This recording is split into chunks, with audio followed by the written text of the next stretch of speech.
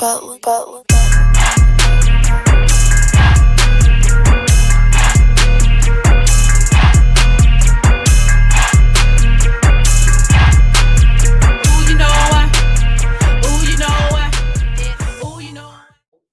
You know who I got? Philly in the house. None other than the hustler himself. Cassidy, what's up, baby? What's up with you? What's up with you? Thanks for having me. Oh, no doubt. You know what, Cass? Every show, I like to do something called Give You Your Flowers. Do you mind if I give you your flowers? Nah, I love flowers. Let me get them. Let me get them. All right. So sit back, relax, and let me give you your flowers. Thank you. Let me tell you something, Cassidy. I mean, what can I say, man? I've been listening to you forever, and you are exactly what people say when they make those memes or the guy doing his face like this. Like, that's my face when I listen to your rap. You know what I'm saying, man? Bar after bar. I just have been always so impressed with how your mind works, how you just stay consistent, how you just take your craft seriously. I don't even know how you do it. My hat is off to you. I mean, not only did you know how to make great hits, I mean, you blessed us on the battling stage, and just seeing your growth and how you just been able to just transform and stay relevant. Sure. It's just been a beautiful thing to see, man. And I like your attitude too. You confident, but it's not too much. And I just like your vibe, man. So I just thank you for being you and what you brought to the game. Thank you. I appreciate you. I appreciate you. I was watching the interview with Jimmy Jam and Terry Lewis. And it was like talking about how they got in position and how they fought through their career and different ups and downs they had. But they were saying like each artist get a window, depending on how big you do it at the time. When you get your window could stretch. Like your window could stretch and get wider. But no matter how wide the window get, the window gonna keep still moving. And you stay there. So eventually the window gonna move past you, and it's gonna seem like different stuff is in style, different stuff is going on, and you fell off. But if you keep going and stay true to yourself, it's not gonna be too well. You never know how long it could take. It could take a year, it could take 5 years, it could take 10 years, even 20 years. But eventually that window gonna come back around where it used to be. And if you stay true to it and you blessed enough to still be there when it come back around, then you won't only have one shot or one opportunity to do it big. You could do it big multiple times if you just stay true to yourself and stick to it. I like that. So going off of what you just said, let's go back before you got big, when you was just a guy in Philly. I just gotta know, because Philly got its own attitude. It's a tough place, but beautiful people. How did coming from Philly mold you as the guy we see today?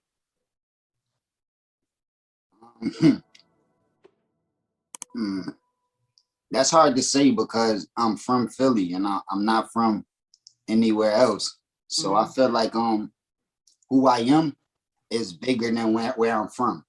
I don't believe where I'm from made the soul that's inside of me or the spirit that's inside of me. I feel like I could have been born anywhere in the world and still would have been a similar type of person.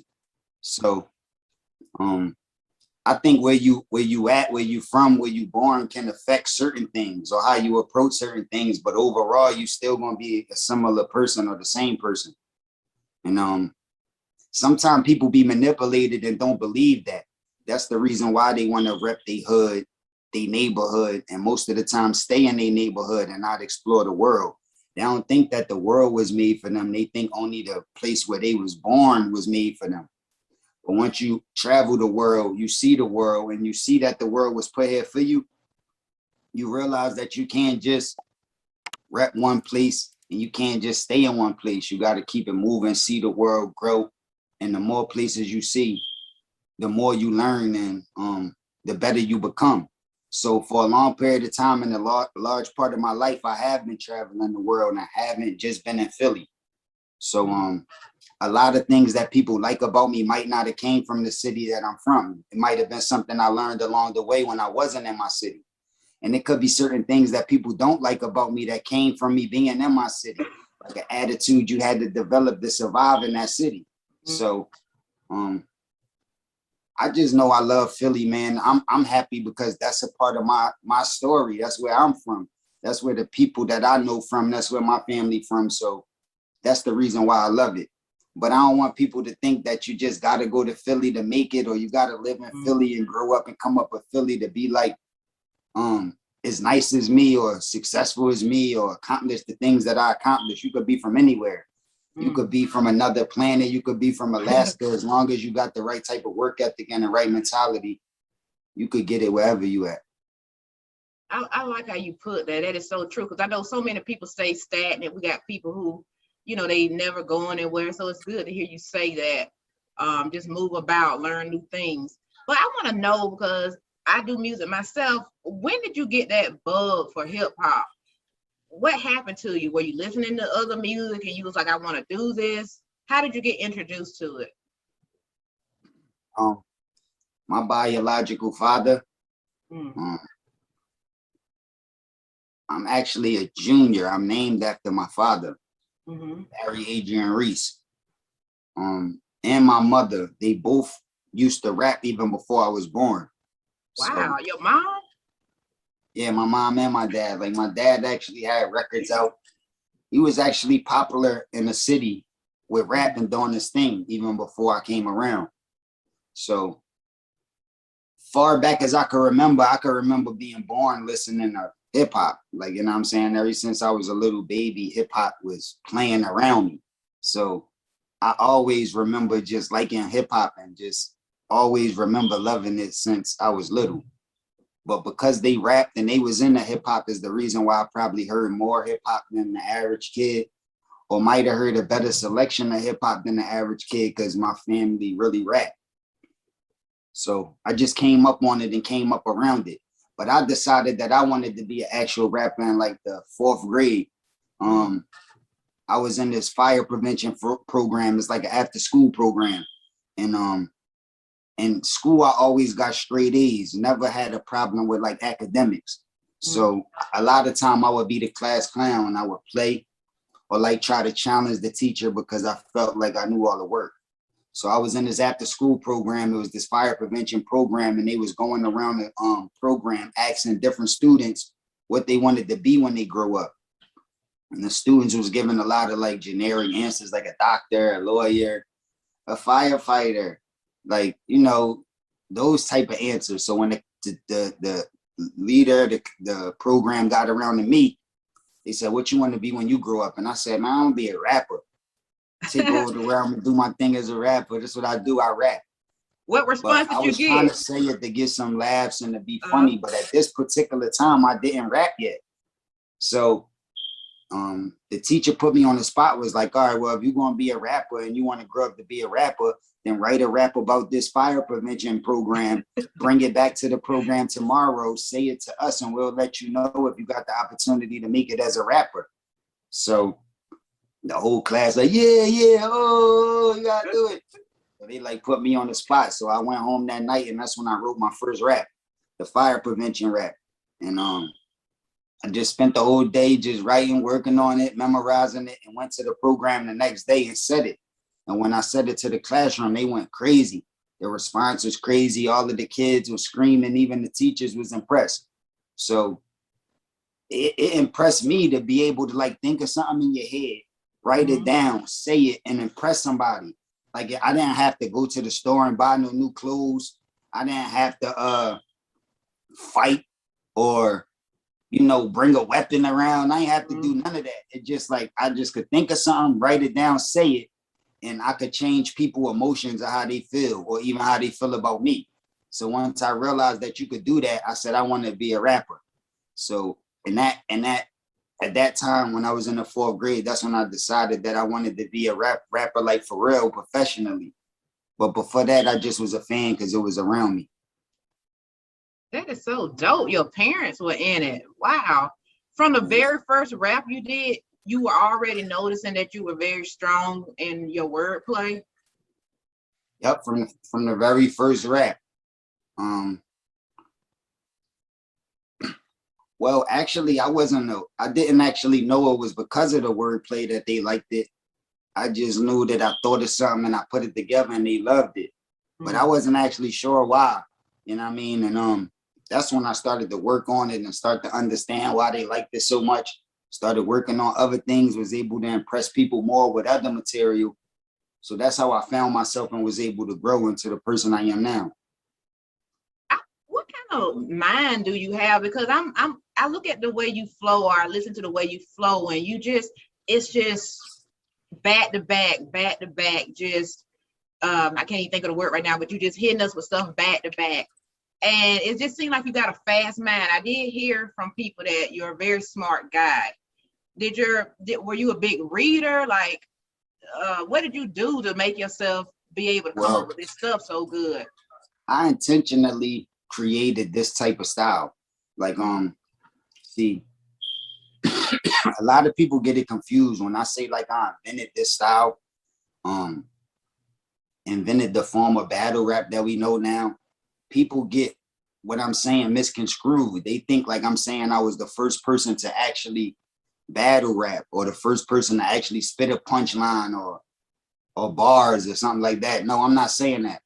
But I intentionally thought that it was so dope when I used to hear punchlines, when rappers used to say punchlines, when they used to like use figurative language or compare something to something else. Those was like the favorite parts of the rap to me. But rappers will only do it every once in a while. Maybe once a verse, maybe twice a verse. But when they did it, I would love it. So an example is what, like when Lord Finesse would say, we could battle, I'll let you pick the winner. I drop heavy shit like I had bricks for dinner. So this is like back in the 80s, early 90s, but it's pick the winner is 4 syllables. When you start from pick the winner and bricks for dinner, because pick and bricks, the bricks for dinner, pick the winner. That's a 4-syllable piece up, which is back in the day. In this figurative language, because imagine if you actually did eat actual bricks, how your shit would be. You know what I'm saying? So it's figurative language and there's a bunch of syllables that was pieced up back in the day. So when I heard bars like that, it was like so impressive that it just is my favorite part of rap. And I loved other artists like let's say for instance like Cannabis, or even like a lot of members in the Wu-Tang was like even Redman, like dudes was dope. But I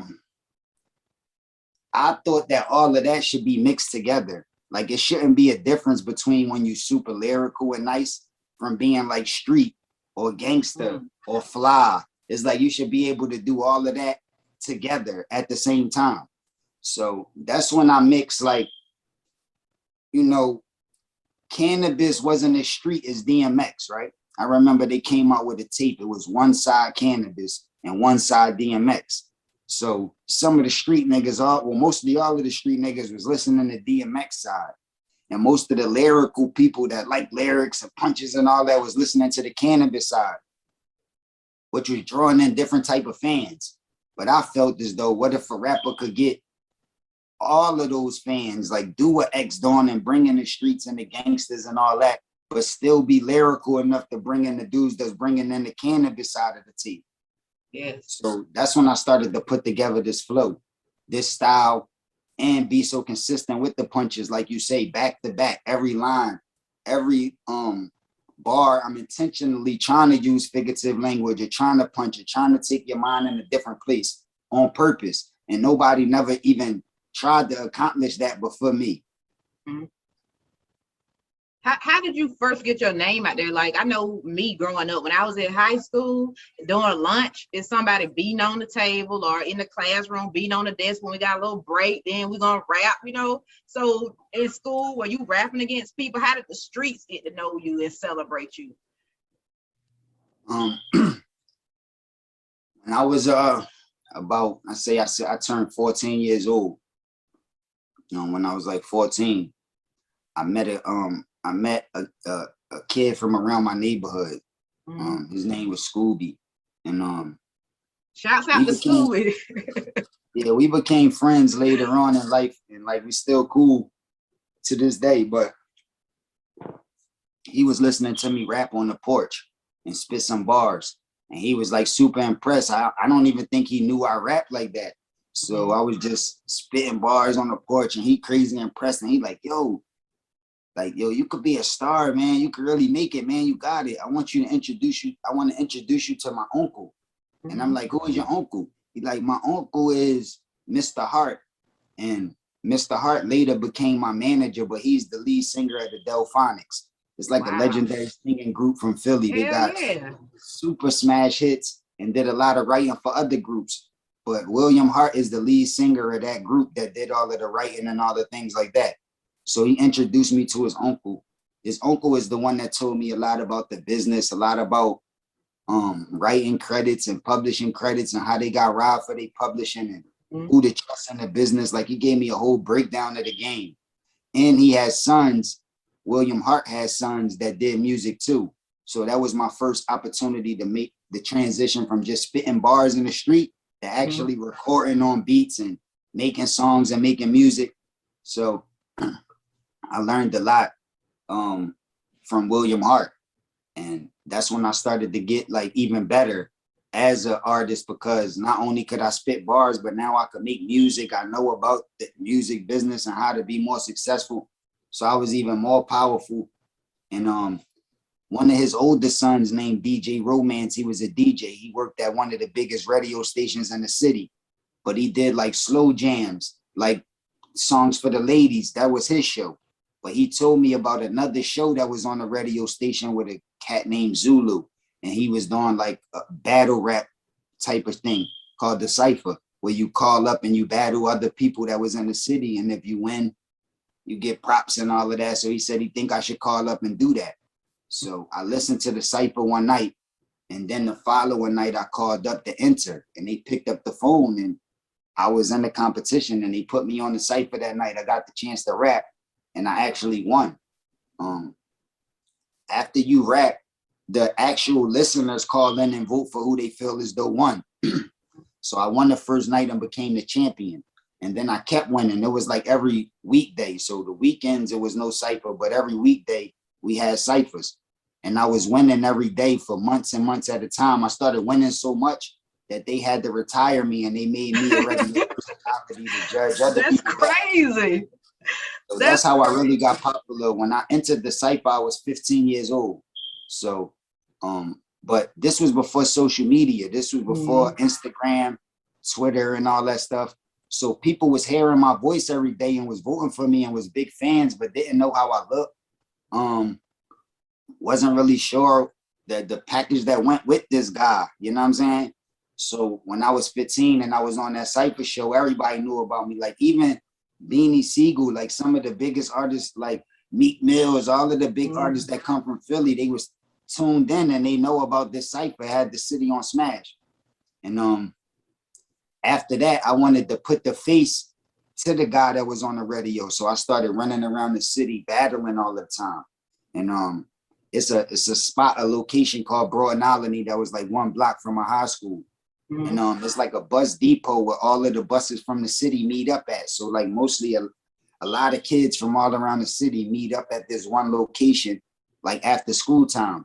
So it'd be probably thousands of kids out there every day. And that's where we would start Cyphers at. And I used to rap out there every day.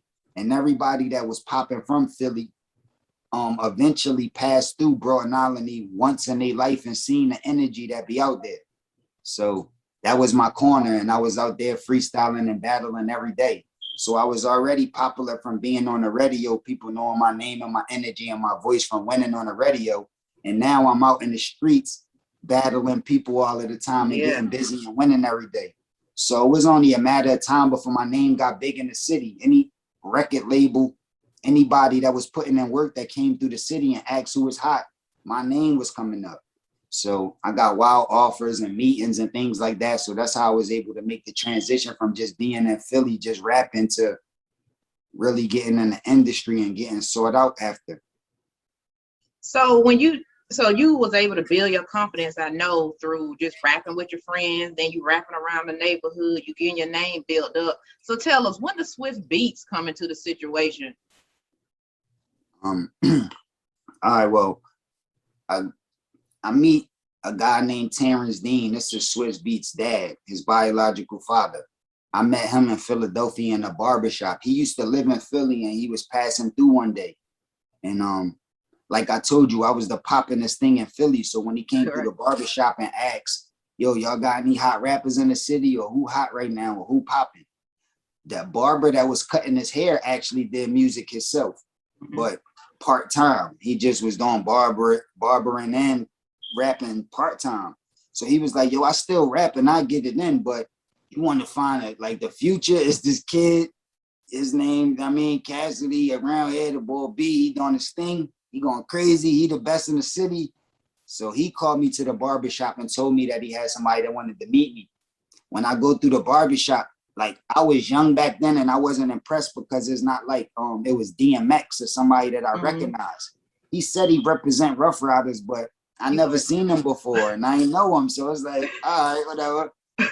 But I still was giving it up. So he asked me to let him hear something. And I started rapping, going crazy, whole barbershop going crazy. So he like, let me hear something else.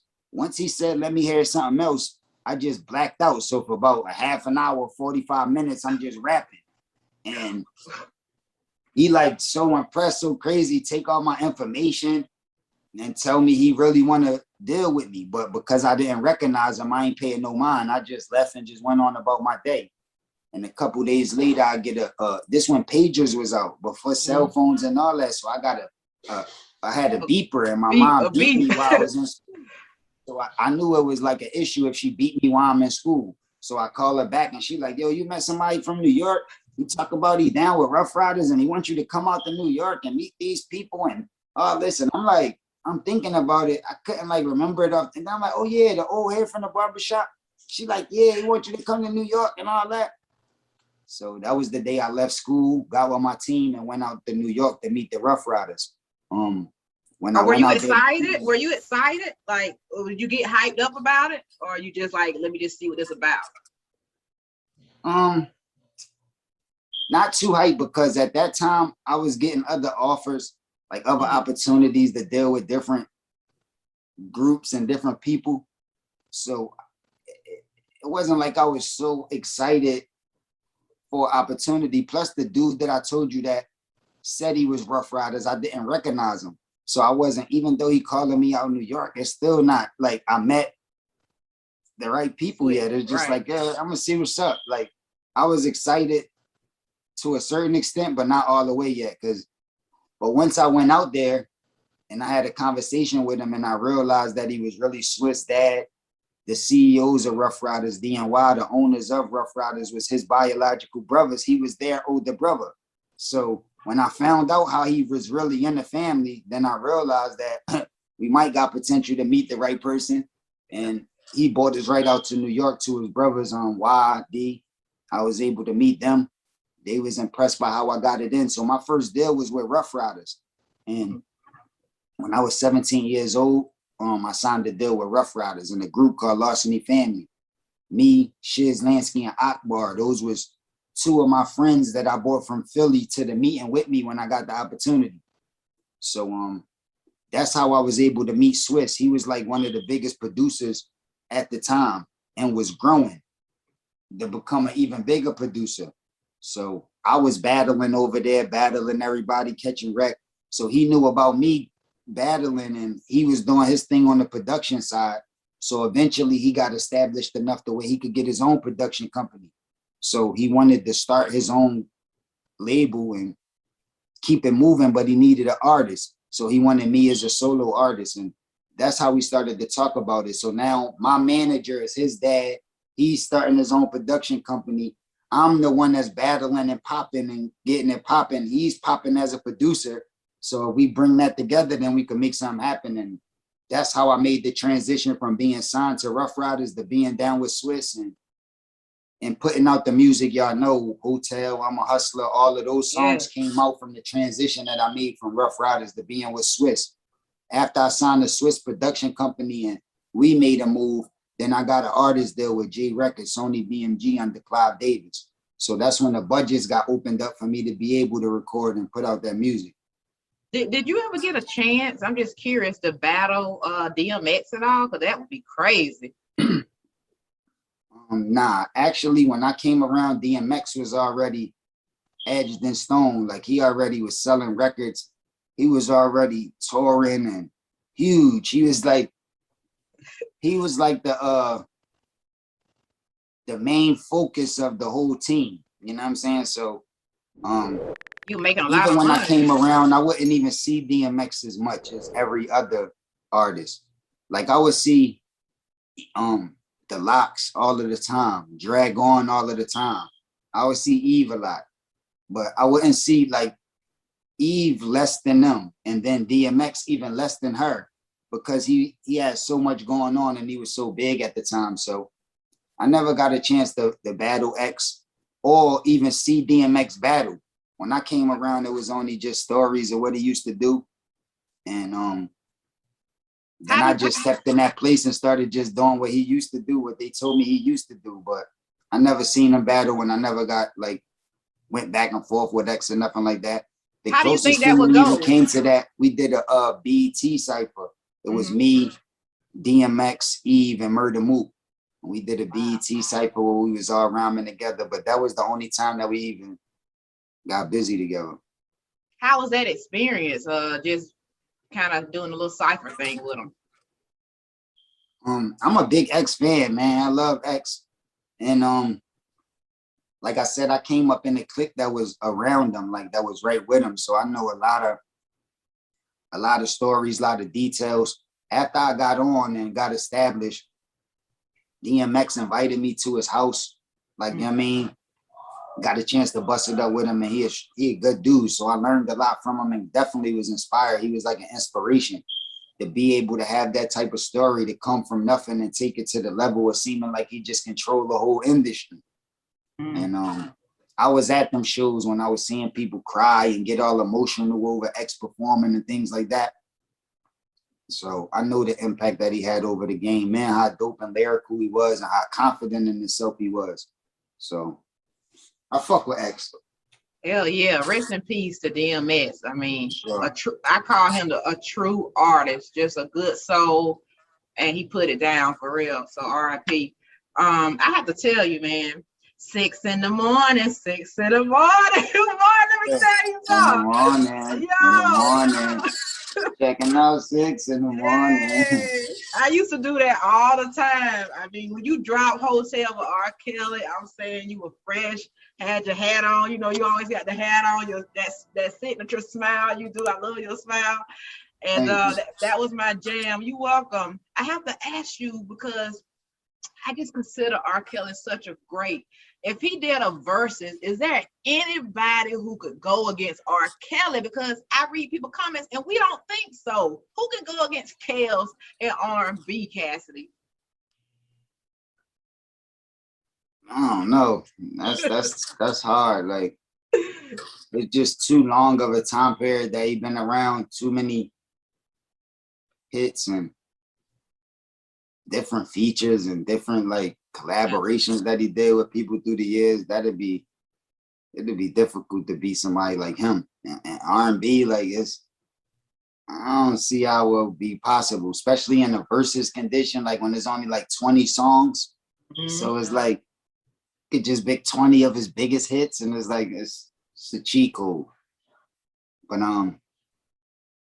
it just, I mean, I don't know. It'd be dope to see. I'm a fan of verses. I always been encouraging that type of energy since 10, 20 years ago, man. I always been hanging around Swiss, always talking like that, always being competitive, comparing myself to other rappers, comparing other rap groups to other rap groups. And I always had that type of energy. So I love it when artists being competitive, getting to play their music, but also letting the fans be able to hear what they did through the years to get more respect from the people that love them.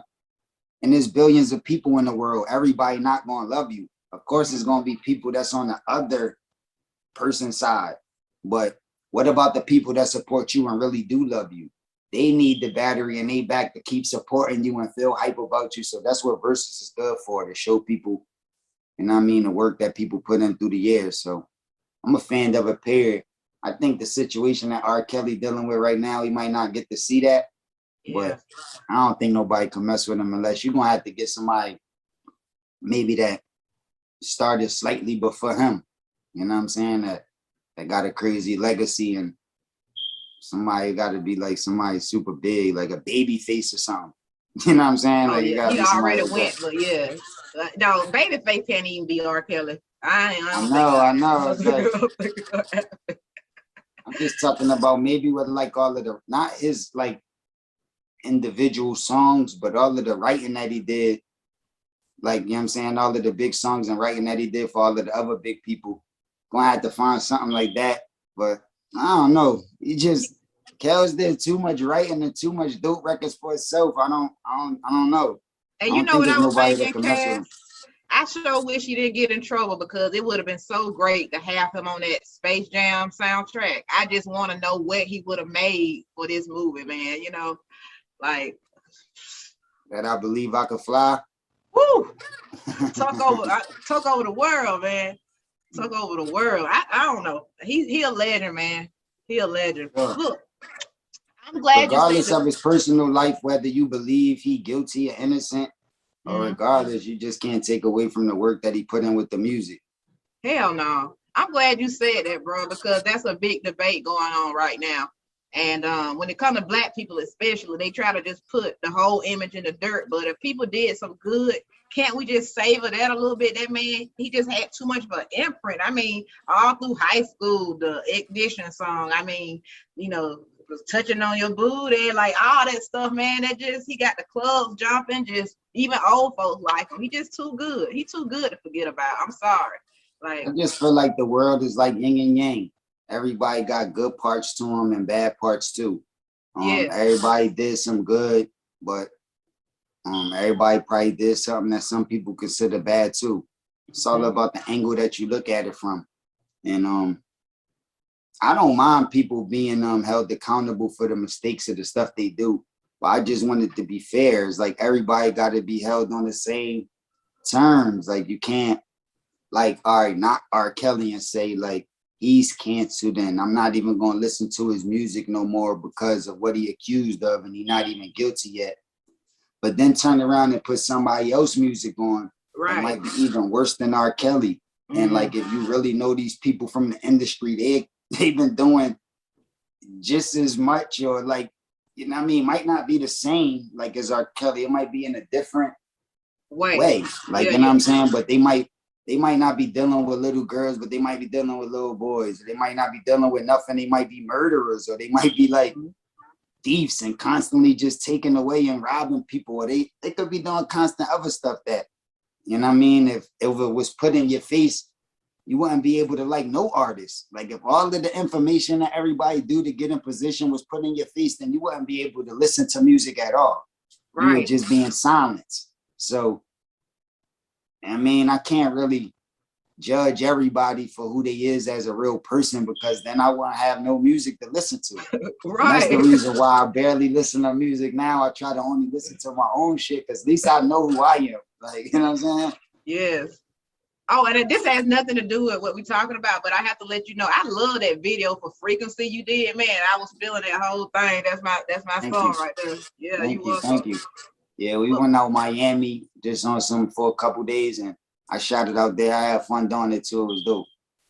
Yeah, I like the chorus and that, a lot of attitude. I like that. I want to get on some of your haters, man, because I got to be honest. I had fell away from battle rap a little bit, but then I started hearing about you battling, and it was a lot of people hating on you, like throwing dirt on your name. And I was like, it's Cassidy. Like, I just thought people were crazy. You got in so much, people are envious of you, they're jealous of you. You came into the battle arena and you got so much money, and people were jealous because they weren't getting that kind of money, but you had a reputation already. So what was your feelings about some of that envy and jealousy that you got? Because I mean, you just made the platform so much bigger. I mean, so really they need to thank you for that, but I can get how, like, this new guy coming in, he already got more money than us. What was your thoughts about that?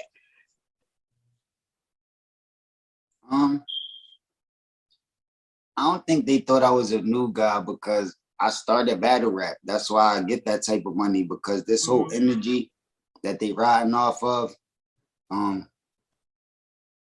I started it, or at least played a huge part. Like, you know what I mean? So I deserve it. And the only reason they not giving out no free money, they not doing no favors. It's not like they just giving me, like I hit the lottery and I just got some free money. It's like the only reason why they giving me more money, because they know about the algorithms. They know how many tickets going to get sold. They know how many people going to tap in who going to be interested in battle rap that never would be interested any other time. So that's the reason why I'm able to demand crazy amounts of money and way more money than a normal battle rapper, because I deserve it.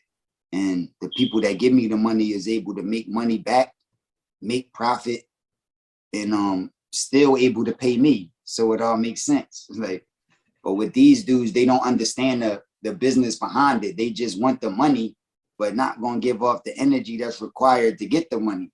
So that's what I'm back to show, that you can't just write dope rhymes, but there's other things that go along with having dope rhymes that makes you become a star. Like, it's a lot of dudes that could box, but and some dudes is undefeated, can't get beat. You know what I mean? Nobody could beat them. They undefeated and they super dope, but they can't get a super bag. It's not like they could book a pay-per-view fight. It's not like they in demand and everybody want to see them fight, because they don't got a lot of other things that it take to be a star. You know what I mean? And it could be other fighters that might lose or might have lost consistently a couple times in a row and still able to get booked for bigger fights and title matches and get like big stuff, because they might can't fight that good, but they got everything else that goes along with the game. You know what I'm saying? So if you could combine them both, you'll be in the best situation. And the analogy that I was using, the best fighters is like the Muhammad Ali's, like the Oscar De La Hoyas, like the Floyd Mayweathers, like those dudes that's able to do a lot of stuff outside of just knowing how to box. Roy Jones Jr.'s, the Mike Tyson's that generate so much money. So, so would you say that when you battle Freeway, do you think that put you on a whole nother level? I think it put not necessarily me at the time, because it took time to grow. Like how big the Freeway battle is now, it wasn't when we first did it. And because it wasn't this type of social media and it wasn't like able to get out as quick, it started out on the VHS tape. So most of the people heard it on like a mixtape. Once like mixtape DJs got a hold of the VHS tape, they recorded the audio off of the tape and just put it on their mixtapes. So most of the people only heard the audio on the mixtape and was riding in their car listening to the Me and Free battle. And until social media and YouTube got bigger years later, that's when they was able to actually see the Freeway battle. But that was years and years later after we did it. So, the feeling might not be the same for the actual artist if it takes so many years for the world to actually realize what was going on. But behind the scenes, industry people was able to see it early and realize what was going on. So it definitely gave me more respect for what I do and around the industry. It definitely helped in a way, but I think it helped the culture more than anything. Like the way that people look at battle rap and look at being competitive and getting two up and coming dudes, one representing Rockefeller, the other representing Rough Riders, and they coming together and battling like that. That was like people first time actually seeing that energy. So it was like battle rap mixed with a reality show, and it was so entertaining at that time. And now since then, you see a bunch of reality shows and a bunch of different battle leagues trying to bring that energy to the table. So I believe it was big for the culture, not just for Me and Free, but for hip hop, period. That's excellent. I can see Freeway over there, because when he rap, he kind of twists his mouth like that. And I can see you on the other side, just smiling. For sure, for sure. And we was all from Philly. Like I'm from Philly. Yeah. Then I see these dudes, they get in a situation, they coming from my city. So it was a sign of just dudes being hungry, trying to fight for opportunity, and they putting us against each other, and they made history. Yeah. So at this point, I want to go over your battles a little bit, and I may not have them in order, but just work with me. So in 2014, you battled Disaster. Now, when I watched this battle, the room felt really tense. When you were up there, what was the atmosphere like for that battle for you? Because that was your The first big, Disaster battle, the yeah. time on this time on the stage with Disaster, it was like a quick period of time, and Mm-hmm. it was like really a blur because I didn't battle for 15 years before the Disaster battle, so I took 15 years off, and I told him I wasn't coming back until I got a certain amount of money. So once I came back after all of that time, I wasn't used to this new way of battle rapping with the stage, with the crowd, with the mics, with like the whole setup. I just never did it before. So it was like all new to me in that very first beginning being on stage. Yeah, you can put it on.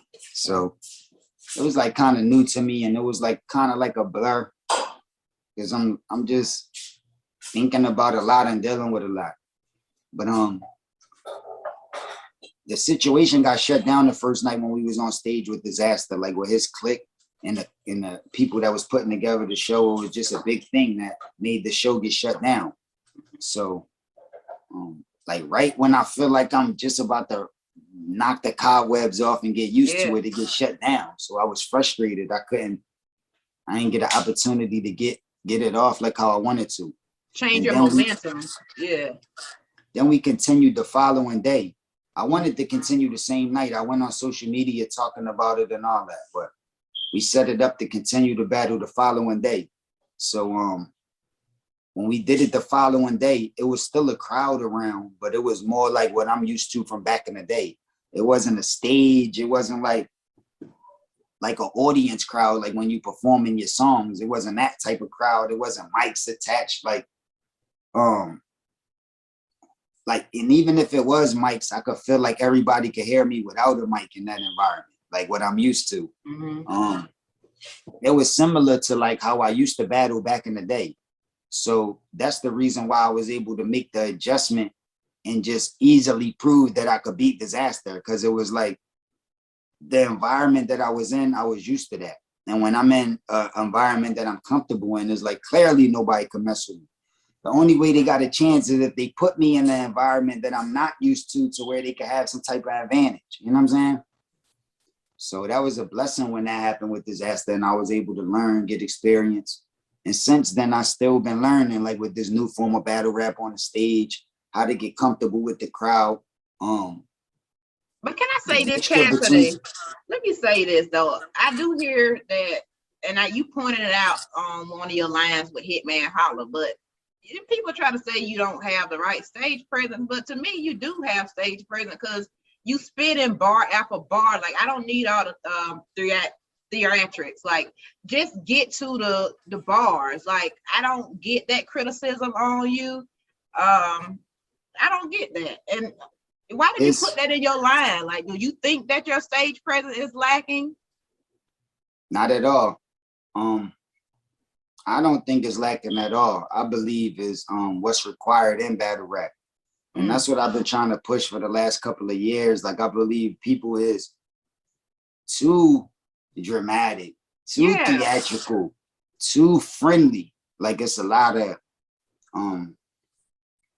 fake stage performance. Like what they think is performance is not actually performance. And I think the rules was wrong. But I think niggas is getting it back more of an understanding. Like it's starting to change, especially like the last year, 2 years has been changing a lot. What the culture been demanding is different. A lot of the theatrics and the acting and the joking around is not being accepted. And the dudes that do a lot of that is starting to choke, lose confidence, and not feel good about that no more because the culture not really accepting it. And the dudes that really got bars and spit crazy, they starting to feel more comfortable and the crowd starting to accept it more. So the game's starting to change. It's just like when you don't got no example of it, you think what's going on is the only thing that can go on. So if everybody is theatrical and bow and doing this, and those is the only dudes winning, you think that's the only way you could win the battle rap. And if somebody come around with a whole different style doing something completely different, it seemed like that's not right. So it might take a little time to show people that it is right. You know what I'm saying? But they realize that it's right now. I see a lot of the top dudes, some of the Mount Rushmore candidates and some of the top tier rappers is changing the way they do it, the way they rap and the way they give it up. And it's a domino effect. It's going to keep going down the line and everybody going to follow the lead. So I think hip hop going in a good place. It just needed some leadership, some people around that understand where it's supposed to go and put it in that direction. And I think that was what's missing, the same way from the streets. They took all of the leadership off the streets. So if you got a bunch of young boys with heart, but no leadership and no ideas and no advice, is going to just be chaos. The same thing like in battle rap. If they don't got no leaders that was there from when battle first started to know the rules and but also know the business and what we here to do, it's just going to be chaos like how it was, a bunch of dudes just rapping and trying to get a check. But now that I'm back, it could become a better business. Dudes is more interested in doing other things other than just get on the stage and spit 3 verses. And in the last year or 2, you've been seeing a bunch of battle rappers doing a lot of other things in business aside of just battle rapping. And that's what they're going to have to do, generate other streams of income to be effective like these industry dudes so that they can dedicate their life to battle rapping and be cool. I ain't gonna lie, man. I was searching through some battle rapping, and I turned it from people who were just all they had was dramatics. Like if you, I want to hear bars. I like animation, but I feel like it's a fine line, and some people just know how to do it better than others. You know what I mean? So I just want to personally tell you that stage present criticism, I don't get it. And the real people who like spitting and whatever, we good with you, bro. We good with you. That's not a criticism that we have. I want to go to April 2019 because you battled good. Hold on, before you move on, as an example, like when people came to the NBA and they first started dunking, it was super criticized. Everybody hated it. Everybody thought it was some like, get it out of here. Can't do that. You know what I'm saying? But now that's all you see is people dunking the ball. Like it became the thing that brought more people into basketball, made more people fans. Even people that ain't fully understand the game was just loving to see people dunk. So they thought it was a bad thing at first just because they ain't understand it. But really it became the best thing for basketball. Just like with dudes standing way far behind the 3-point line and shooting a 3-pointer like Steph Curry. It was a horrible shot. Every coach ain't want you to do it. Nobody thought it was a smart idea. Everybody thought it was horrible. Until he started doing it and being effective. Now every team has to do it now. Isn't every team DNA to shoot way farther from the 3 or get somebody that could potentially hit that shot to spread the court out more? So it's the same thing with battle rap. They just was uninformed, but now they see the wave, everybody changing. You know what I'm saying? Right. I'm telling you, I was getting past battle rap. You even see Lupe Fiasco, Royce the 5'9", Mickey Fax, Ransom, RJ Payne, they all being competitive. They all talking rap, talking bars. Everybody jumping in the conversation, getting involved. And these is dudes that's not battle rappers. They like industry rappers, but they taking the same battle rap approach, being competitive, dropping diss songs, challenging each other. So that energy is back, not just in battle rap, but with everything. Competition and being competitive is back. You even see like sports analysts and if you want a reality show, you got to have a grand finale where the people is arguing and battling and going face to face. It's like competition is what's winning, and it always won. People like to see people be competitive. So now that everything is back to normal, the game is about to grow. Like all of the people that's been analyzing what the game's gonna do, they know like in the next 10 to 15 years, the game is gonna like probably double or quadruple in value. So that means it's gonna get way bigger. So if hip hop and music is already big, it's about to get even bigger. So the people that's doing it now need to just figure out a way to get a percentage of this business that's about to be so big. You know what I mean? Hell yeah. You know what? I'm sipping this wine. I about forgot my question. No, I know what it is. I know what it is. Because I used to say, and I still say it actually, that a lot of freestyle artists don't know how to write songs. Like they be horrible. So what was it about you where you can actually make a hit and you can get up there and just go off the top of the head?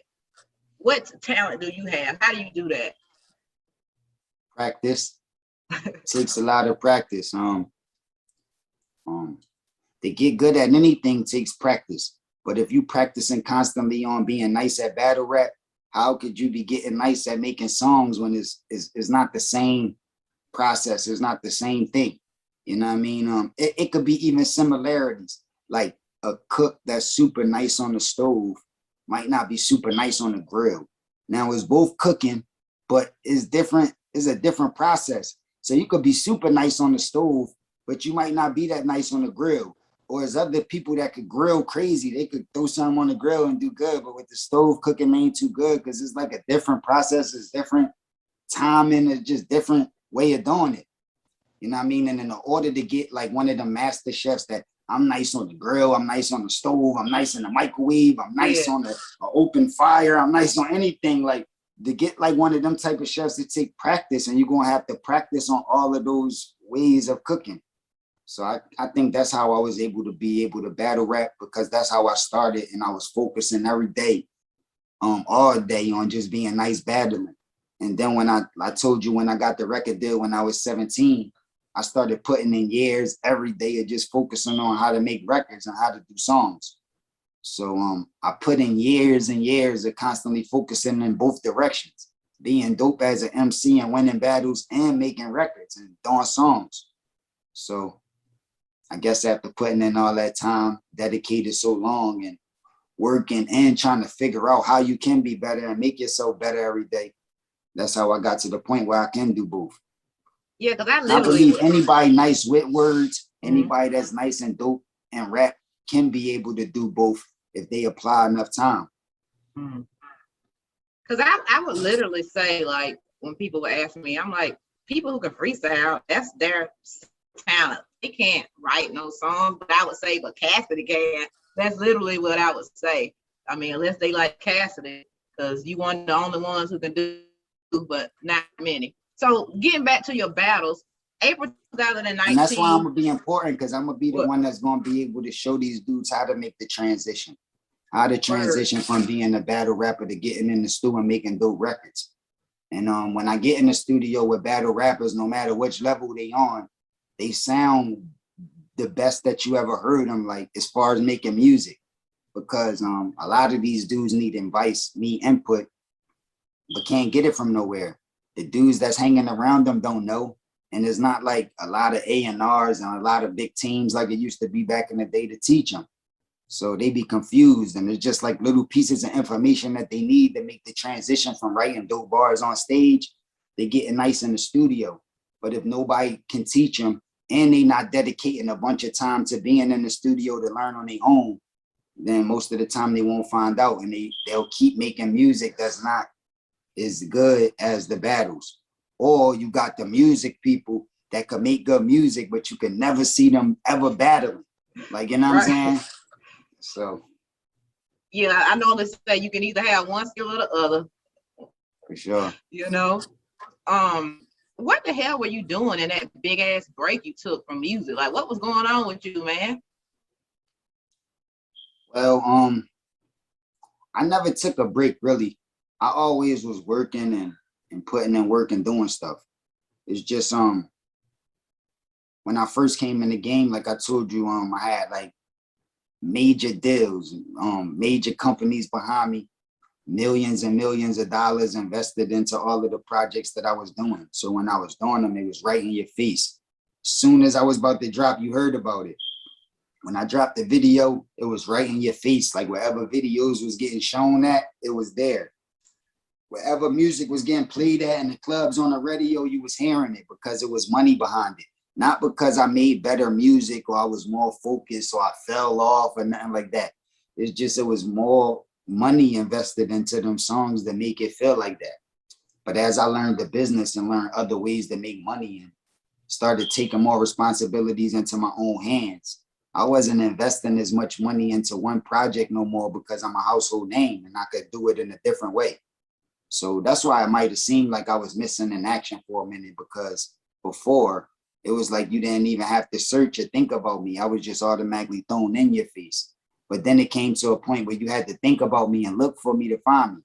You know what I'm saying? But that's how the industry go. And I told you, Jimmy Jam and Terry Lewis gave that analogy earlier. The window, and your window could get a certain size, but it's going to keep going and it's going to move past you. So my window got big, but the window kept moving, and it seemed like what I was doing wasn't in style no more. But I kept going and I stuck around and I kept letting people know that bars is coming back.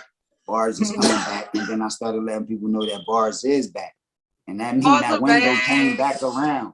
Now the window is back on the dudes with the bars that could rap, and they waiting to hear it. They're like, where the bars at? We want to hear some raps. And being to the fact that I stayed true to what I really do and never alter myself, now that the window back on me, I could take advantage. So it's going to go from seeming like I was off the radar for a minute, and now it's going to seem like I'm back again, because I'm going to be more in your face now because it's the time for it. Yes. When you battled Goods in April of 2019, I mean, to me, Goods, he comes off so confident. He's like a ladies' man.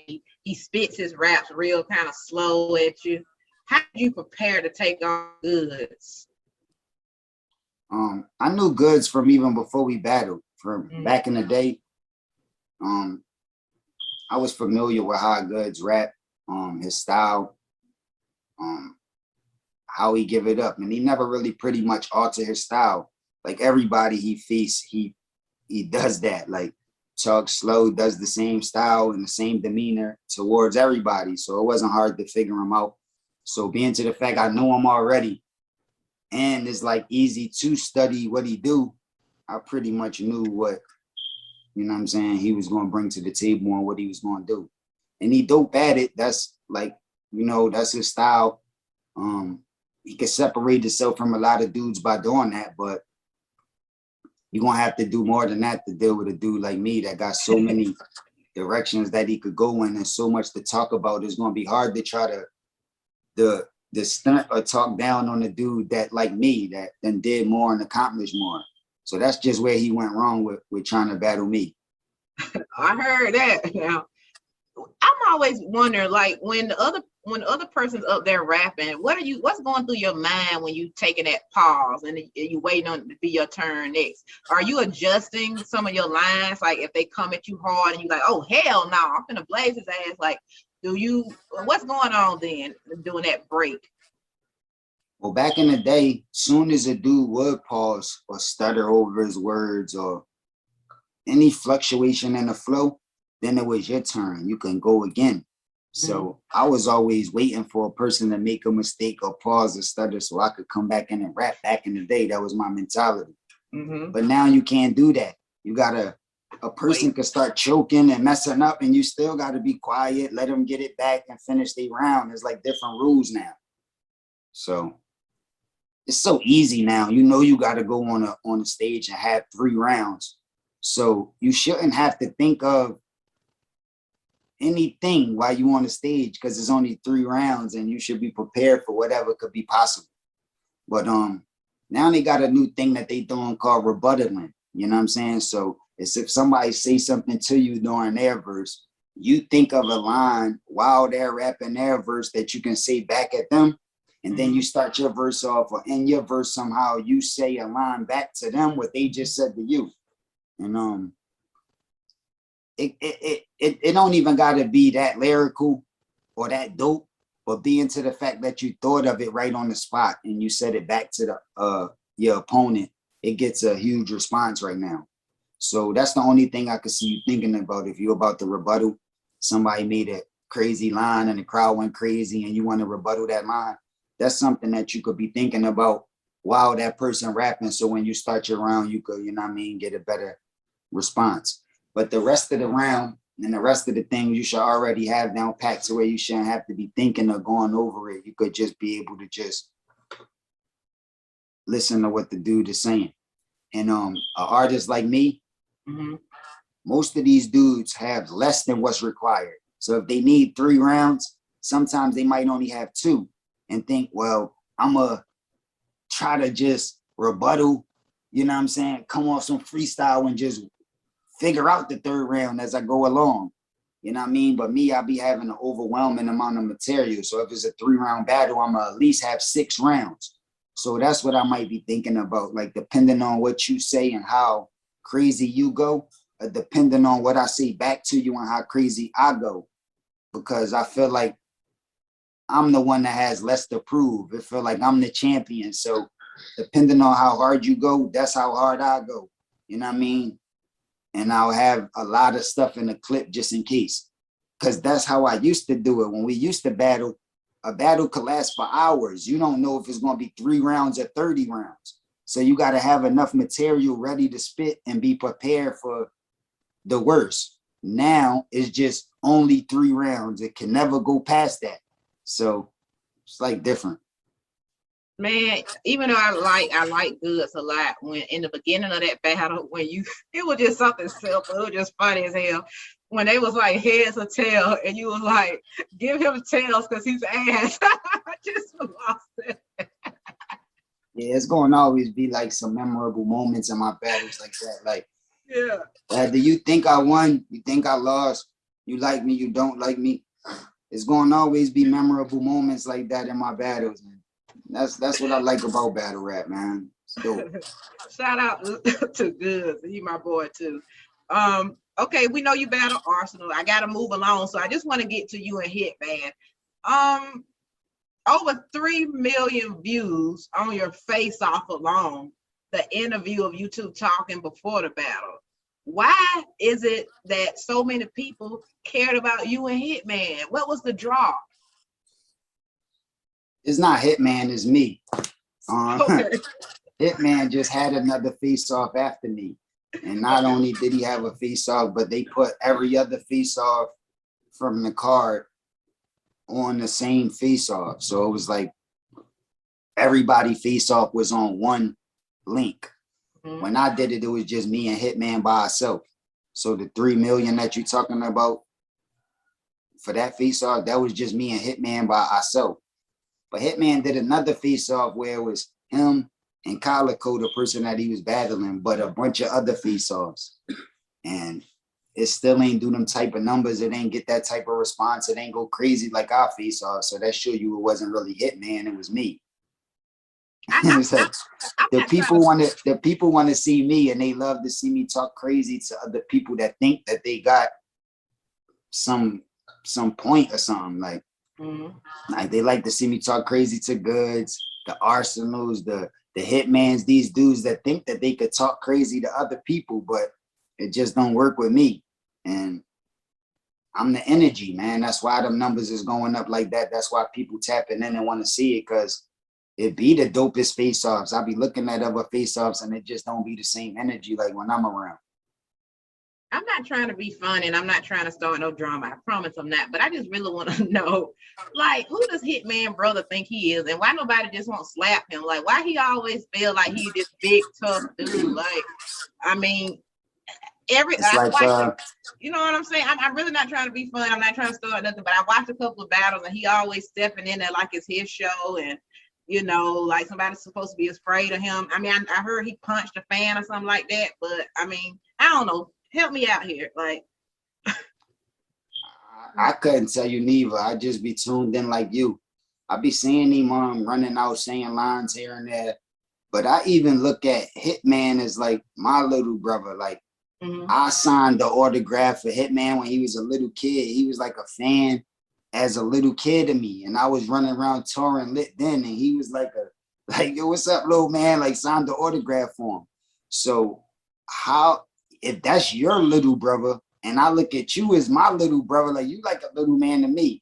So your little brother never been a threat to me. It's like comical. So when he run out there and he do that to me, it's like cool. It's like, it's little trick, his little go-to thing he got, like, to try to win battles. And I understand why he do it.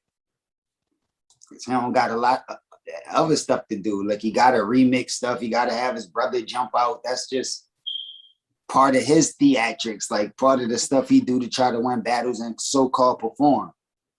So I was expecting it, and I don't know them personally. Like after I signed the autograph, I seen him on Wild 'N Out when I did it, and then I seen him at the battle. And I think I seen his little brother just at the battle. So I don't know him. I was like, I never met him, I never talked to him, and I never heard no stories about them really getting it in, other than them couple times on the internet you seen stuff. So I don't know. Yeah, I don't want no static. Don't nobody come after me. I just really want to know because I just didn't understand why his energy always like, you know, kind of negative or whatever. But you stayed cool the whole time on the stage when They pick the people to be negative with, because I just it is what it is, man. I mean, just they energy they bring it to the table. Some people could deal with it. Some people let the little brother come up and talk crazy to them. Some people don't. It's just up to you. It is what it is. now that we're talking about people, I just want to say now, imitation can be flattery, but I mean, sometimes it crossed the line, and you know what I'm about to get to. Tory Lanez was caught taking a lot of your lines and just kind of easing some of his words in there. And I'm a big person. Everybody that know me, I'm big on being original and keeping it real and all that type of stuff. So for me, I don't really like that, you know what I'm saying? And I actually went back and forth with somebody on my Instagram page that was saying, well, he wasn't copying Cassidy. And I'm like, the evidence is right in your face, fool. It's a whole video. Like, what are you talking about? People are crazy. Like, I mean, that's stealing somebody's kind of, I don't want to say style, but you know, stealing parts of your flow or whatnot. So what's your thoughts about that? I mean, is it flattery to you or is it just going too far? I'm not flattered. I'm not flattered by somebody stealing my stuff. Okay. You know what I mean, I know he feel as though he even told me that I'm his favorite rapper. He was saying he was trying to pay homage. But like I said, sometimes people don't be having the right leadership. Maybe he don't got the right people around them to tell him how the proper way to pay homage. Like, I mean, maybe he just was uninformed and just tried his best to do something good, but it just turned out wrong or bad. You know what I'm saying? So I don't really know his intentions or what he was trying to pull off. I just know how I took it, and I don't like it. You know what I'm saying? Especially without no acknowledgement. Now, if he would have said, yo, I'm about to say some Cass stuff, or said in the rap that he about to say some Cass lines, like I be even hearing people compare it to like when Jay-Z be taking big lines. And there's no comparison, because first of all, they was cool. They had a relationship like they was friends. And before Jay-Z was taking big lines, he was already mentioning a lot of times that Big was the greatest and Big was the best and Big was the nicest. He said that a bunch of times, even before he started taking this stuff. Then when he got accused of taking this stuff, even after he was big and big up, he said stuff like, I say a big verse, I'm only bigging up my brother, digging up my barrel, I'm big enough to do it, I'm that thorough. Plus I know my own flow is foolish. So them rings and things you sing about, bring them out. It's hard to yell when the barrel's in your mouth. Now that's a biggie line. But he set it up with letting you know why I'm about to say a biggie line. That's super homage. So anybody that can hear that can't think that that's dope without knowing that Big is dope. You know what I'm saying? That's how you pay homage, and you doing it on music. I'm sure he done gave Big peoples and money and opportunities and things like that. So that's the real way to pay homage. But if you steal something and nobody know where you got it from, like the majority of his fans didn't even know he got it from me until that video went up. So that's the wrong way to pay homage. That's not the right way to do it. And I think I don't think nobody in the industry should take that route. Like, not saying you got to do everything 100% yourself, because the game never been like that. But if you're going to use help and you're going to work with people, you got to give them the credit, the acknowledgement. You know what I'm saying? And you got to, give them the props for helping you be able to come up with what you came up with. Yeah, because I mean, I'm one of those people. Like, I was watching him with Funk Flex, and I'm thinking, man, this dude got some awesome freestyle. And like, I'm like, damn, like he like got it like that. Then to Yeah. find out like he taking your lines, I'm like, I can't believe nothing he say now. Like, shit, maybe he did shoot Megan. I don't know. Like, I'm just like, I don't know, man. So, And I mean, my next question to you is: do you think there's a lack of originality in today's game? Because a lot of artists that have been here before are saying that like everyone sounds similar. Do you think that that's something that the game's lacking? no, I think the business is giving the attention, well, was for the last, I say like last 10, 15 years, they was giving attention and a light to people that might have been stealing and not authentic, because that was the best way to make money for a period of time. Mm-hmm. But now the culture demanding bars, they demanding real shit. So it's changing up now as we speak. It's not going to always be the same. You know what I'm saying? It's going to change up, it's going to switch around, and it's going to get different. I do not want to hear anybody who has ghostwriters or anybody who just don't write their own stuff talking about they top five. I mean, okay, cool. Everybody know they got rappers have ghostwriters and whatnot, but please don't say you top five when you don't write your own stuff. That's just me. Well, the actual first hip hop record that ever came out was ghostwritten. So people Yeah. think like it just started in this generation and people just started thieving and stealing and getting ghostwriters. Is like a hip, a hop, a hip to the hip. Like the first song that ever came out was ghostwritten. Them dudes didn't even write that whole song. Grandmaster Cass and you know what I'm saying? Like it was ghostwriting from the beginning of time. One of my favorite songs. Rest in peace, Biz Markie. He just passed away. But one of my favorite songs of all time is The Vapors. When I first heard The Vapors and seen that video, I was going crazy. I couldn't believe how dope that song was. And Big Daddy Kane wrote that song. Like, you know what I'm saying? So I wouldn't have knew, like as a kid, me loving the Vapors, I'm giving Biz Markie all the credit, not knowing Big Daddy Kane got nothing to do with it. And Big Daddy Kane actually in the video, he got a verse about Big Daddy Kane. But I'm thinking he wrote the verse about his homie Big Daddy Kane, and I'm giving him the credit, not knowing that Big Daddy Kane wrote the song.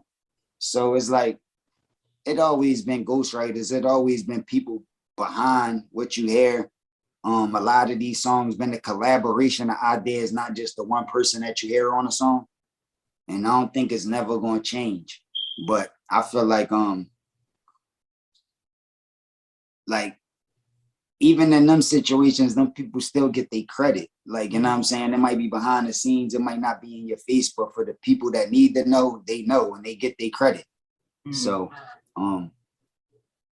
it's gonna always be people that's like not the actual star that's contributing to the music of making a star. But people gotta get their money, they gotta get paid, and they gotta get their recognition for doing their job and contributing to the artist. And I don't think the fans should have that much of a problem with it, because you're gonna get better music if it's a collaboration of ideas than if it's just one person. And that's just with everybody, even your favorite artists. Like if Michael Jackson ain't collaborate with all of the people, if Mariah Carey or Mary J. Blige or Beyonce or Jay-Z or any of the favorite biggest artists ain't collaborate and vibe with the people that they vibe with and do business and make music with the people that they made music with, they wouldn't be as big of a star as they is. So it's required to work with people, smash ideas, but you got to do it in a diplomatic way, man. You can't just go crazy and just start stealing and doing it your own way. It's like certain procedures you got to follow. I don't know if you know the rapper Skyzoo, but he came on this show and he's a ghostwriter himself. But I'm gonna just tell you what I told him. I understand that singers collaborate, but I just feel like the rap game shouldn't have told the public that a true rap artist writes their own stuff. Because that's what I grew up thinking. Like people wrote their own bars. And the reason I can't trust you on this, Cassidy, because you may be a ghostwriter. You such a good artist that you just may be writing for some of the, I don't know. So I mean, I can't really take y'all on that subject because I know y'all ain't gonna talk bad about something that you make money in. But I guess for me, it just hurt my feelings because growing up, I'm thinking these dudes really writing their rhymes. If you need help, that's cool, but I just don't want you talking about you number one. Like your example, Big Daddy Kane writing for Biz Marquee. Okay, that's cool though, because Big Daddy Kane is one of the top rappers ever. So okay, cool. But I don't know, it just don't sit right with me. But I mean, I guess to each his own. To each his own, man. I know what you mean. I think instead of like everybody, like just understand, I just need the fans starting to get more informed. So that's what need to happen. Like the fans need to know the majority of the artists that they do hear. It is going to be a collaboration of ideas. It is going to be a bunch of people writing for them and giving contributions to making the music that you hear. And it's going to be rare. It's like it's probably going to be 1% of the population out of the other 99% that's going to do it from the muscle, write all his own music and be so creative. It's like rare that you find those type of artists. And if you do find them, you got to praise them, give them a little bit more respect and props for being able to do it on their own when you know that they're going against a whole industry of people that's collaborating, stealing ideas, and got a bunch of ghostwriters and getting a bunch of help and making it seem like it's all them. And you battling these people and you doing everything yourself. So when the fans realize that you was the one doing it all yourself and these dudes was cheating, they need to carry it like that and treat it like that. And that's what's starting to happen. The fans are starting to wisen up and realize what's going on. And that's why the energy's starting to change as we speak.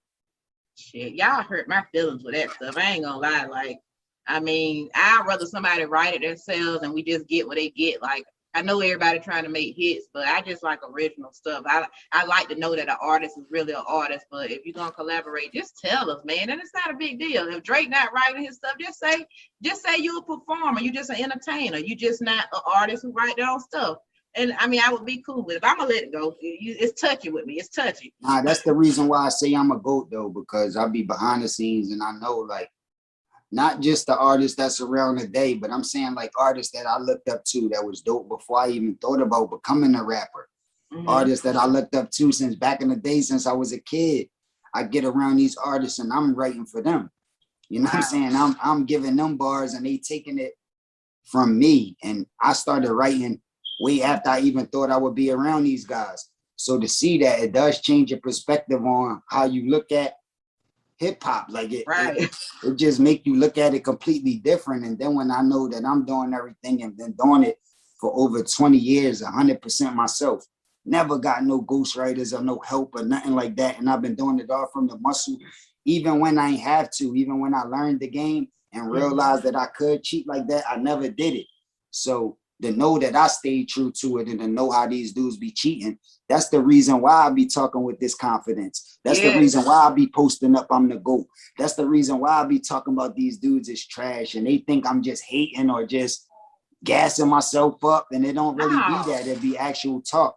And that's why only uninformed fans dispute it. You would never see nobody that's big in the industry or nobody that put in work a whole week dispute what I'm saying because they know it's the truth. I like that, Cass. Look, I know we've been talking for a while, but let me get to real quick your new CBD line. I know you got some stuff you want to show us or talk to us about. Yeah, Goat Gang CBD. It's available right now and everybody can log in. GoatGangCBD.com. We got the pre-rolls. We got the moon rock. I got the edibles. I even got lotion. I got eye cream so you could look young.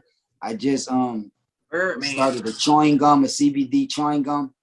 So we got everything. We even got merchandise too. Clothes, whole outfits, dad hats, snapbacks, all type of stuff. So it's on the website right now, GoatGangCBD.com. It's always available, worldwide distribution. So we popping. What made you want to get into that game? Well, for one, I'm a smoker. You know what I'm saying? So I was already in that zone, already doing my investigation and analyzing how this stuff could be good for the culture and for the community. And once I started doing my research, I just was able to partner up with some dudes that was already in this line, already scientists, already working on CBD, and we was able to partner up. I was able to bring my ideas together, start this brand, and they was able to back me. So I'm willing to battle. It's the best CBD around. Nobody CBD is messing with this, man. It's like the best around. It's official tissue. So I'm proud of it, man. Some people just have brands and just be repping brands just because they're trying to get a check.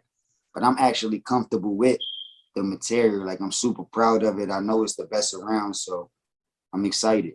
And I'm just getting started. I just got my own THC line too with cookies. It's called Goat Breath.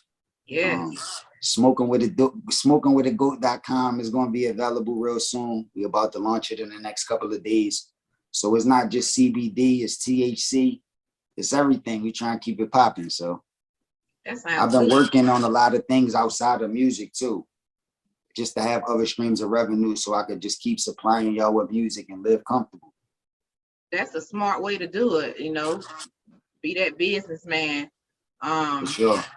And for everybody out there, Never Level, we throwing a weed festival in November. The dates are coming. It's the Roll It Up Festival. So if you check out our Instagram page, you'll be able to get more details about that coming soon. Cassidy, tell us about the new music you have out. I love your new video for Can't Do It Alone. And let me tell you, when you make your song, you always catch a vibe. Like, that song is so darn smooth and cool. And I love the singer that's on there. Like, how did you come up with that? That was already a classic song. Mm-hmm. And I told people on my first album I got a split personality because I'm gonna do stuff like different frequency. Like you gave me, said you like that song. That's more hard. That's a different, completely different vibe than Can't Do It Alone. It don't even seem like the same artist made the two songs. But that's the bag I be on. I be feeling different ways at different times. Sometimes I wake up super happy. Sometimes I might wake up a little mad or aggravated. Sometimes you might wake up depressed or sad. You know what I mean? Depending on what's going on in the world and what's going on in your life gonna make you feel different ways. You know what I'm saying? But how I came up with that song, actually, I'll give you the story real quick. It's like it goes a long time ago. But when my first son was born and I was bringing him back to the hospital, driving him to Philly, me and one of my best friends, we was singing the original song, Can't Do It Alone, Can't Do It Alone. You know, we was going back and forth and we just caught a vibe. So we kept bringing the song back, just looping the song and just singing it down the road. Not by yourself, can't do it alone. And we singing back and forth and we just vibing and it's getting us down the road. And my baby mom and my son in the back and they just listening to us keep singing this song over and over and over again. But that's how it stuck to me. And that song always been like one of my favorite songs ever. So I always wanted to flip it.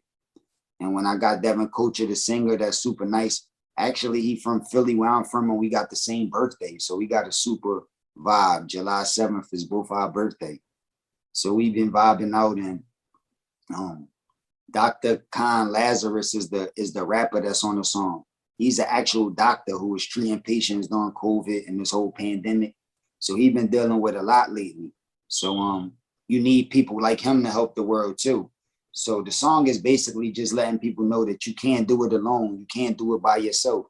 Some people got the killer mentality or eye for eye or I kill first. But if you keep that mentality and you kill everybody in the world and you're the only one left, it'd be impossible to survive by yourself. Like you need other people to keep the world going. So that's why I wanted to let people know you can't do it alone. And on the smallest level, you can't do it alone. And even on the biggest level, you can't do it alone. You're going to need help regardless. So I felt as though that was a message that needed to be out, especially at times like right now, or what we're going through in the world and what we're dealing with and how people might be manipulated or feeling like we in a bad time.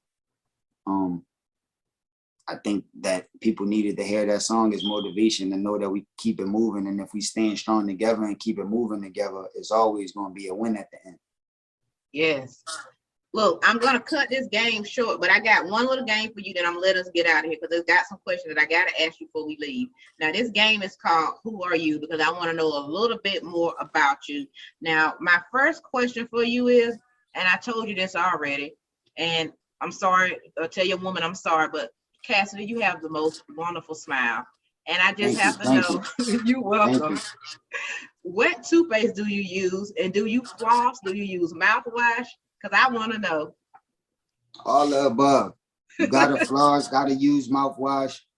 My toothpastes be switching up, so I don't use the same toothpaste all the time. Sometimes it could be Colgate, sometimes it could be Crest, sometimes it could be Sensodyne, depending on what I'm dealing with and what I'm working with. I'm actually about to come out with my own CBD toothpaste, so I'm gonna be Oh, announcing that shut soon. up. Are you for real? For real. I'm about to come out with one soon. That's the perfect thing for you, because I know the ladies done told you they like your smile, because that's the first thing I know is in all your videos. I know Thank you you, done thank heard you. that. You're welcome. Appreciate you. Thank you. You're welcome. So another thing is you don't come off as a flashy guy, but I want to know, what is something that you really spent a bag on for yourself?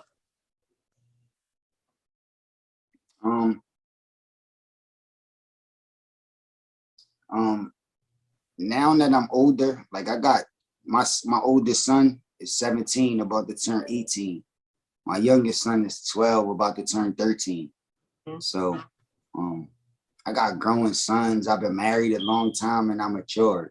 So like lately, I haven't been making like bad investments. All of the things that I've been investing my money into has been like, it's been the right thing. So I ain't really been blowing bags lately. But when I was young and I was uninformed and I was getting money, I definitely used to blow bags all the time on a lot of different stuff. I guess like, well, property, that's not nothing, but I guess like on vehicles, whips. I done went and bought Bentleys and things like that, like cash before.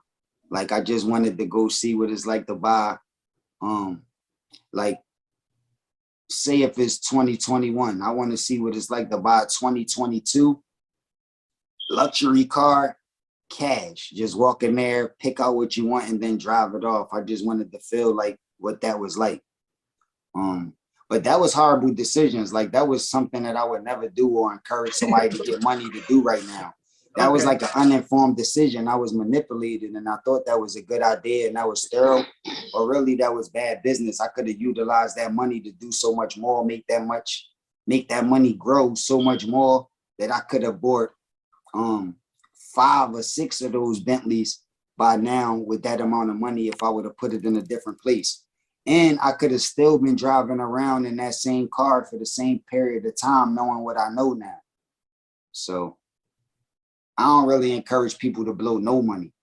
Think about the first dollar that you make in the business like it's going to be your last and like you need to invest it and don't blow nothing. And if you keep that mentality, then we'd be a lot better off. But they got us manipulated thinking that as soon as you get a check, you got to blow it on some designer, on some jewelry, on cars and all of these things that's going to depreciate and going to make you go broke and make you have to keep relying on the people that gave you the money in the first place. So it make you become a worker, kind of like a slave, because you got to keep doing what you got to do in order to generate money to keep flossing and keep blowing it and throwing it away. So, I mean, you only live one life. You got to have fun. You got to enjoy it and appreciate it, but make sure you're doing that to the fullest and not just throwing it away. You know what I mean? Yes. Last question here, Cassidy, and it's a big one. What is one of the values that you try to teach your sons? Because this will tell me a lot about what kind of man you are. What is one of the major values that you try to teach to your 2 sons?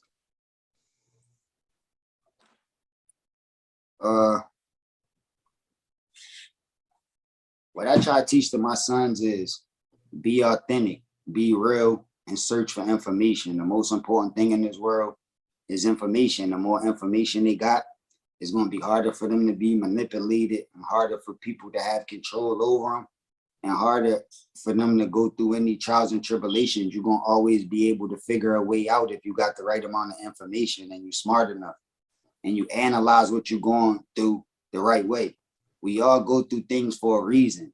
You know what I'm saying? Everything happened for a reason. It's just about learning from what you're going through and understanding why it's happening. It's happening for a reason and it's something that you need to get out of it. And if you start analyzing stuff like that, then you'll be better off. You'll learn quicker and go through less trials and tribulations. So I can't control their life or their Sims game, and you never know what's going to happen. You never know what they expect in their life or what's to come. So I just try to give them the best information possible so that whatever come, they be able to deal with it the best. That's beautiful. And I just want to say to you, Cassidy, this has been a true honor. I mean, I done watched and listened to you for years, and just to be able to talk to you and see the kind of man you've grown into, I mean, I'm just truly honored. Can't say that enough. And when I write my rhymes, I always want to be like people like you who just make people jaw drop, you know. So I want to thank you for being who you are, adding to the game what you done added. I want to wish you many blessings. I mean, I saw you on your Instagram page with your sons and your wife, and it was a beautiful thing. And you still look like you about 20 years old, boy. You still I'm looking trying good. to age backwards, that Benjamin Button. I'm trying to keep going backwards. Every year I grow, every birthday I have, I'm trying to keep looking younger and younger. It's working for you. I'm gonna get off of here and I'm gonna watch one of your battles, and I'm gonna be like, I should have asked him that. I should have asked him that. But I hope you had a good time, my brother. I really appreciate you. I love the vibe. I love the vibe. You can have me back whenever. If you get off, you watch the battle, you think of another question, and we just set it up and we do it again. Cassidy, stop. Boy, I love you. Thank I never you so stop much. working. Actually, in the next couple of days, I'm about to make a real big announcement that's going to change the culture a lot. So we definitely going to have to get back on and talk again soon. Oh, hell yeah. We want to try to get you out here to the Weed Festival too. So just, you know, you got my number. Just let us know and we'll try to make When is it? When is that? What date is the Weed Festival? What date is it? It's in November, but I got to check with the network to see what the actual days are, but we can shoot it to you. All right, that's cool. Yeah, I like to be out there. That's dope. Yeah, hell yeah. Yeah, brother. Let's set it up. Let's set it up. Make it happen. For sure. Enjoy your smoke, and we'll be in contact. How about that? For sure. Keep in touch. All right, bro. See you later.